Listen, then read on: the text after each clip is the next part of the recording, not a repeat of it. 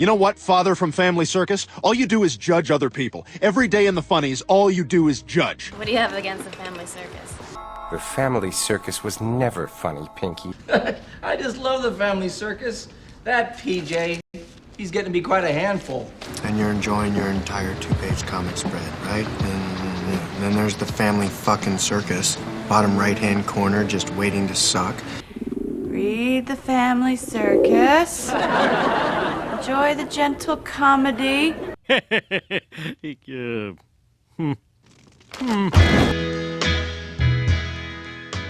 On February 29, 1960, people in Des Moines, Iowa picked up their morning newspaper and encountered a brand new comic right there on the front page. The paper already had a full page of comic strips, but here was something new, something different. While other comics were made up of one or more square panels, this one was a circle. The comic must have proved popular with readers because 65 years and one name change later, it's still running in the Des Moines Register. Of all the comics featured in that paper in 1960, only Blondie and the Family Circus are still running today. At first glance, the modern version of the Family Circus looks much like it did when it debuted back during the Eisenhower administration. Sure, the characters have undergone a redesign or two over the years, and a fourth child was born in 1962. But the basic premise remains the same. The Family Circus is, at its core, a provider of a never-ending string of relatable jokes about a family with young children. Other long-running comics often drift away from their original premise. Blondie, for example, started out in 1930 as a comic about a carefree flapper and her rich boyfriend, and now, almost a century later, it's about a couple watching TV in the suburbs. The Family Circus might seem consistent at first glance, but if you look a little deeper into it, there is something deeply weird about the modern version of this comic. Consider, for example, this series of panels from a few years ago about the family's summer vacation, part of a familiar routine for the strip. In this instance, they are visiting New York. But if you really look at the artwork, this doesn't look like the New York we know today. The weirdness starts from the moment the family lands. Why is there a 727 at the airport when that model of plane made its last commercial flight in 2019? And is that a man behind them smoking inside the terminal? When the action moves into the streets of New York, something again seems off. Look at this man in the background. His collar is so wide that it seems to have confused the colorist. Things get truly unsettling, though, when the family takes a cruise around Manhattan. Suddenly there, in the middle of some decades-old version of the city, stands a jarring bit of the 21st century, the New World Trade Center. Seeing this strip, I realized what must have once been there, and after a bit of digging, I found it. In the original run of these strips from 1977, the Twin Towers loomed in the background. This led me to another bizarre revelation.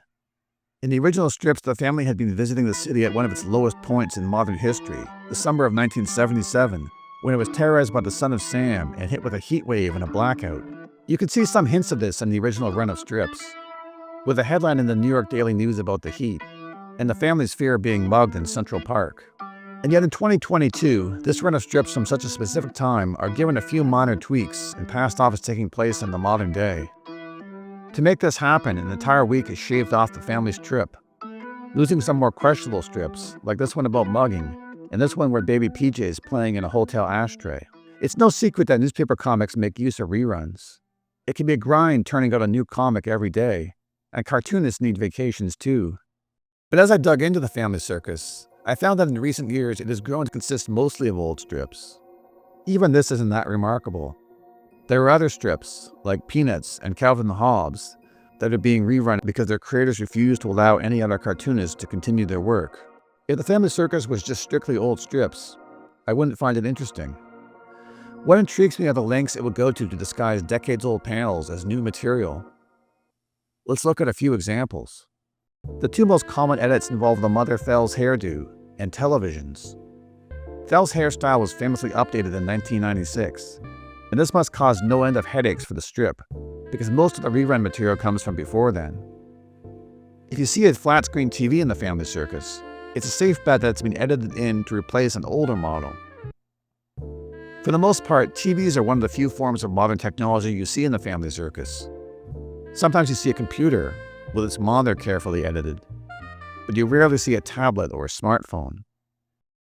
You actually see more technology in panels from 20 years ago, before the comic started relying so heavily on reruns. The strip has made a few tentative efforts to add smartphones to old panels, by replacing a film camera or a camcorder. But it's a lot harder to take a strip where someone is looking at a paper map and replace that with a phone. The Family Circus also has to make edits to deal with things like higher speed limits or inflation. One of my favorite examples of the Family Circus recycling old material are these 3 panels. By repeating the same joke 3 times and just drastically increasing the price of a visit to the doctor, I think this is inadvertently a more hard-hitting piece of political commentary than anything you'll see in Nallard Fillmore. Things really get interesting when the strip tries to be topical. Consider these panels from the week of Joe Biden's inauguration. This might seem like a brand new joke, but it was recycled from 1993, with Joe Biden replacing Hillary Clinton. In this strip, the TV and the mum's head have been replaced, but the punchline remains unchanged. In this comic, just adding in the Eiffel Tower transforms Atlanta into Paris. During the pandemic, masks were edited into old panels showing the family in public places. Once you understand how modern Family Circus works, you can start predicting how and when a strip has been edited. Look at this recent example, where the joke is about how Billy is studying the 2000s in history class. Is it really surprising when it turns out that this panel is from the 1990s, and the punchline was originally about the 1970s? Or that this is at least the 3rd time that the Family Circus has recycled this joke. Actually, make that the 4th time. A fun game to play is to find an old Family Circus comic, and imagine how you'd update it to make it seem new. Who would Billy be urging his mother to vote for now? Mr. Beast? Chris Pratt? Young Sheldon? Recycling jokes is nothing new for the Family Circus. But the way it happens and the scale of the reuse is. In previous decades, when a joke was used again, at least new art would be drawn. Or there would be a note, making it clear to the reader that the strip had run previously. But over time, the Family Circus has changed, so slowly that no one really noticed. Other famous comic strips, like Calvin and Hobbes and Peanuts, have definite ending points. Up to a certain date, the cartoonist was creating new work, and then after that, the strip was over and only available as reruns. But with the Family Circus, that line is a lot blurrier. For reasons I can't really explain, I've been reading the Family Circus for most of my life. Many days, it's one of the first pieces of media I consume, when I pick up the newspaper in the morning and see it at the top left corner of the comics page, right next to Marmaduke. And yet I didn't really notice its slow transformation into a zombie version of itself.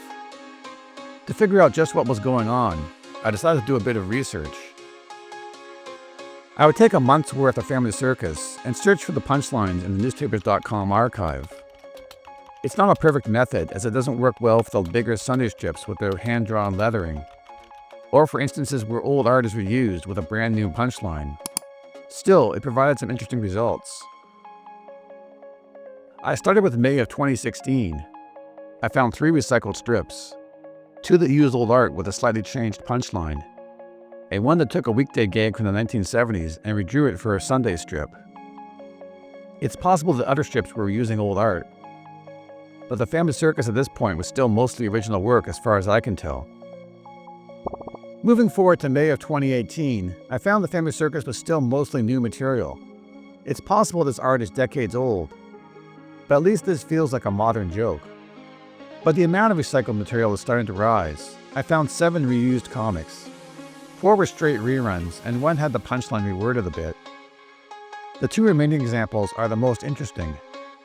This panel shows the resourcefulness of the modern Family Circus by taking what had been a Valentine's comic in the year 2000 and repurposing it for Mother's Day 18 years later. And this example I just found kind of funny, where the distance the father is running has been increased and his shorts have been given a more relaxed fit. By May of 2020, the Family Circus seems to have passed some kind of a tipping point. I found 19 strips that were repeats from past decades, the oldest from 1975 and the most recent from 1996. And yet, the Family Circus is still able to seem vaguely topical to world events by repurposing some old strips to reflect the ongoing global pandemic. There was also one example where the only change was flipping the art. The trickiest panel to recycle must have been this one from 1979, in which the mother appears on an old TV with her pre-1996 hairdo. Moving ahead to May of 2022, and the Family Circus is now almost entirely old material. I found 29 recycled strips, and one inconclusive example that didn't give me any words to search. The most interesting recycled strip was this one, in which a car that had been cartoonishly flying through the air in 1994 has been edited back down to Earth. The only strip from that entire month that I think might be new is this one. There's a good chance that this art has been used before, but at least the punchline feels vaguely topical. By May of 2024, there's not an original panel in sight.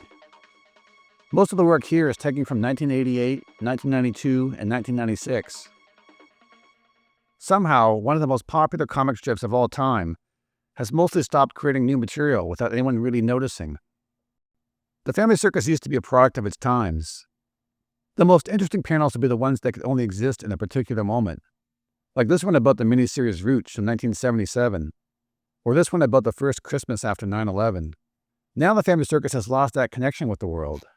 How did the Family Circus get to this point? To answer that question, let's go back to its beginnings. When Bill Keane created the Family Circus in 1960, he took inspiration from his own young family. The mother, Thel, shares a name with his wife, and Billy, Jeffy, and Dolly are based on his children. It wasn't Keane's first comic.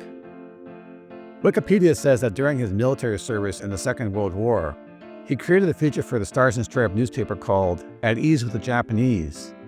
Despite my best efforts, including paying for access to the Stars and Stripes archive, I have sadly been unable to find any examples of this early work. After the war, King worked as a staff artist for the Philadelphia Bulletin, where he created Silly Philly and a number of other short-lived strips. In 1954, he launched his first syndicated comic, Channel Chuckles, about the exciting new medium of television. One thing that I've noticed about Keane's work is that he was really good at drawing televisions. The Family Circus serves as a good record of how the physical form of televisions have evolved over the decades. Though when these panels are rerun today, the various models of TV are all replaced with generic flat screens. Keane finally struck gold when he created the Family Circle. One early hurdle was a complaint from Family Circle magazine that forced a name change. But that couldn't stop the comic's meteoric rise. If you're only familiar with the more recent decades of the Family Circus, reading the 1960s version is a revelation. Early Family Circus panels have an energy and freshness that makes them stand out on a comics page in 1960. I mean, just look at the contrast between the Family Circus and a decades-older strip like Blondie. Actually, on second thought, let's not look at what Blondie was doing in 1960. The Family Circus is known for its over-reliance on jokes involving kids using the wrong words for things. But at its start, it featured more purely visual gags, showing Bill Keane's skill as a cartoonist. Another thing I like about the 1960s Family Circus is that panels will often flow together into larger narratives. Consider this story from 1967, where the family buy a turtle. Over the course of 3 weeks, Keane draws a series of panels charting the turtle's trip home and eventual death. The third week ends with this surprisingly grim joke, and then, just when you think the saga of the turtle is over, it makes one last shocking appearance on the Monday of the next week. In making this video, I've read a lot of Family Circus from different decades, and I think this storyline represents the strip at its best. It has the sentimentality that people associate with the Family Circus, but it's balanced with a bit of darkness. Keane delivers 19 panels that each have a self-contained gag, but fit seamlessly into a larger narrative. You don't see anything like this in modern Family Circus. The closest you get is a rerun of a 30-year-old panel referencing the Ninja Turtles. The Family Circus is often mocked for being an aggressively bland and inoffensive comic. In the 1960s, though, it definitely had a bit more edge. The father is shown leering at women and seems to have a bit of a drinking problem. The mother at times seems to regret her life choices. From what I read about Bill Keane, he was quite different from his famous creation. He was known for his quick wit and his biting sarcasm. Apparently, he used to roast his fellow cartoonists when he hosted their annual awards dinner. I think in the first 10 years of the Family Circus, you see a lot more of Keane's real personality in his work. Another thing you see a lot more of is the time period that it takes place in. 1960s Family Circus is obviously a work of art about the 1960s. It reflects concerns from that time, from the threat of nuclear annihilation to the anti-war movement. There's references to Elvis, Lawrence Welk, Edward R. Murrow, and Johnny Carson. It would be impossible to take this panel from 1962 and try to pass it off as being from the present day. No amount of editing could disguise the markers of what time it's from. The lack of seatbelts, the dad smoking, the mom's Jackie Kennedy hat, and that death trap of the steering wheel. Modern Family Circus, though, is routinely taking panels that are decades old and presenting them as a depiction of the present day. Because it's mixing together panels from the 1990s, 1980s, and 1970s, it gives it an uncanny feeling of not taking place in any recognizable time. For an example of this, just look at any panel that takes place in the family's kitchen. One day the fridge might be a 1990s model, but then suddenly it's a fridge from 20 years earlier. 1960s Family Circus can also be weird, but in a different way. You can see Keane experiment with his work, like this rare example of a panel with no characters or dialogue, or one deeply unsettling panel where he gave the kids slightly more realistic looking eyes. Another weird thing about early Family Circus is that the dad is basically an entirely different character than the one most readers know. Today the dad is named Bill, after his creator, but this early version was named Steve. You might think that maybe Thel divorces Steve at some point, because of his various flaws. But instead he just kind of gradually morphs into the more mild-mannered Bill over the course of a decade or so. After years of experimenting with the Family Circus, Keane developed the formula that the strip is known for today. Familiar set pieces emerged: the dotted lines, the invisible gremlin not me, the strips that are supposedly drawn by 7-year-old Billy. These aspects of the Family Circus might feel like tired cliches today, but they were innovative in their time. Keane's formula worked, as the Family Circus became one of the most popular comics in the world. It appeared in 1,500 newspapers and had an estimated daily readership of over 100 million people. Millions of books were sold, and 3 animated specials were made for NBC. I think in many ways the Family Circus is a victim of its own success. It's like the Big Bang Theory or Nickelback of the comics page. People point to it and say, how did this get so popular when it's so bad? If you're looking for a comic to make fun of for being unfunny, the Family Circus is an obvious target. A lot of people know what it is. It's a safer bet for a joke than going after a less famous strip like Marvin or Dustin. But for as much as people loved to hate the Family Circus, it was also widely loved. When newspapers polled their readers about what comics they like, the Family Circus consistently finished at or near the top. This is a comic that meant something to a lot of people. Award-winning cartoonist Linda Barry wrote a moving tribute to the Family Circus and what it meant to her when she was growing up in a troubled home. For kids like me, there was a map and a compass hidden in the Family Circus, she wrote. The Family Circus, for its part, paid tribute to Linda Barry in what I think is a very nice gesture. It's not easy to make something that millions of people enjoy. It's also not easy to come up with funny things for these characters to do every day for decades on end. I think that's the biggest thing that's got the Family Circus to the state that it's in today. The business of newspaper comics is a strange one. Popular comics are passed down from one generation to the next as a kind of family business, or handed off from cartoonists to their assistants. There are at least 2 currently running strips that are over 100 years old. A few cartoonists have ended their strips when they were still at the top of their game, but they are more the exception than the rule. The Family Circus started running out of new things to say, but it's such a lucrative property that it was only logical to keep it going. Some long-running comics have the advantage of having characters who age, which opens the door for new kinds of jokes and stories. Bill Keane originally planned to have the kids in his comic get older. He said in 1968 that they were aging at a rate of 1 year for every 4 years of real time. But it seems like he quickly abandoned that idea, as the kids have remained stuck at the same age for over half a century now, even as the world they live in has moved more or less forward in time. Once his real-life kids were growing up, maybe Bill Keane would have been happy to move on to a new strip. He did work with his son Jeff on another syndicated comic for a few years in the 1980s. After that comic ended, Jeff Keane assisted his father with the Family Circus. In the Family Circus, it was Billy who filled in as the cartoonist. But in real life, Glenn Keane, the inspiration for Billy, became an animator for Disney and had an accomplished career, eventually winning an Academy Award. Jeff Keane, the inspiration for Jeffy, was the one who learned the family business. Jeff helped his father draw and write the comic for many years. And then after Bill died in 2011 at the age of 89, Jeff took over the reins. Now Jeff Keane is in his 60s. By the standards of syndicated cartoonists, that's still fairly young. But it's understandable he doesn't want the workload of writing and drawing a brand new comic every day. So why not just end the Family Circus? I think a comic as popular and long-running as the Family Circus deserves a proper ending, instead of just fading away. The Family Circus is still one of the most widely syndicated comics in the world. And maybe Jeff Keane doesn't want to give up all that hard-earned space on comics pages and the revenue it still brings in. But it's possible that if the Family Circus ended, a lot of those papers would keep running it anyway as a repeat. Other popular strips like Peanuts and Calvin and Hobbes are still running in repeats, decades after ending their original runs. Instead of trying to hide what year its panels are from, the Family Circus could just embrace the nostalgia. One of the things I like about the comic is that it's a time capsule of the last 65 years. It's one of the longest running and most widely read depictions of American life and culture during that time period. If the Family Circus took a page from For Better or For Worse, and just restarted its run from the beginning, it would let readers relive all those years. Transistor radios, the space race, Barry Goldwater, hippies, Watergate, Jaws, VCRs, E.T., Michael Dukakis, the Gulf War, email, Pokemon, 9/11, blogging, iPods, global warming, Justin Bieber, cat videos, COVID-19.